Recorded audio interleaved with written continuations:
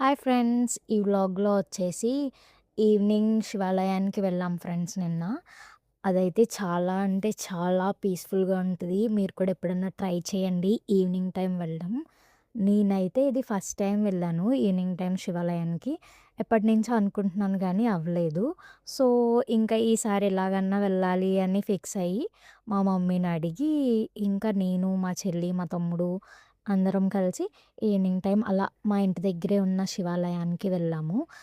నిజంగా ఎంత పీస్‌ఫుల్‌గా ఉందంటే, అంత పీస్‌ఫుల్‌గా ఉంది. ఇక్కడే శివాలయం పక్కనే లక్ష్మీ నరసింహస్వామి టెంపుల్ కూడా ఉంటది. సో, మీరెప్పుడైనా వెళ్ళాలనుకుంటే ఈవినింగ్ టైం వెళ్ళండి. చాలా పీస్‌ఫుల్‌గా ఉంటది. ఇక్కడొచ్చేసి మన శివయ్య దర్శనం ఇచ్చాడు. సో, మీరు కూడా ఆహ్, మీరు కూడా కోరుకోండి ఏమన్నా కావాలితే. హ్మ్.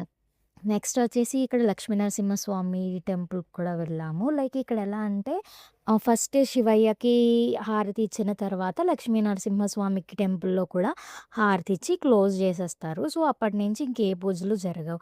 సో, మీకు కూడా వెళ్ళాలనుకుంటే వెళ్ళండి. Like, share and subscribe. Thank